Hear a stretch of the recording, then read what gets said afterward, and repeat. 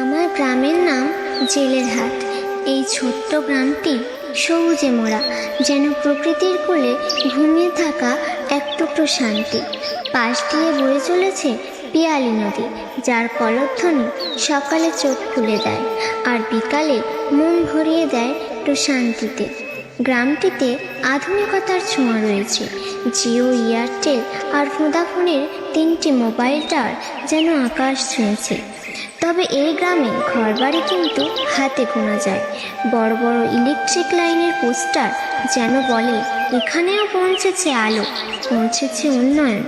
চোখে পড়ে শাকসবজির ক্ষেত, লাউ, ঝিঙে, পুঁই পালং আর শিম গাছের সবুজে চারপাশ ঢেকে যায়। বর্ষা নামলে চোখে পড়ে সবুজ ধান ক্ষেত, আর যখন ধান পেকে যায় তখন চারপাশ সোনালি হয়ে ওঠে।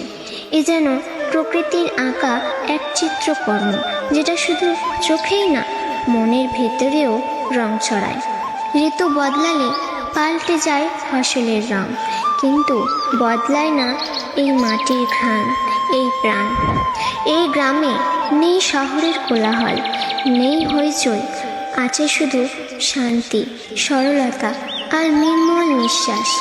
আমার সমবয়সী কয়েকজন বন্ধু আছে, সংখ্যায় খুব কম, কিন্তু তাদের সঙ্গেই কাটে আমার শৈশব, আমার হাসি কান্না, আমার বড় হয়ে ওঠা। গ্রামের মানুষজন খুবই আপন, খুবই মিষ্টি।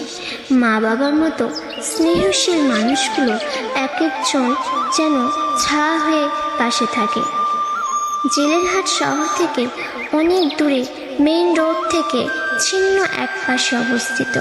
তবুও এই ছোট্ট জায়গাটাতে আমি খুঁজে পাই আমার স্বপ্ন, আমার শিকড়।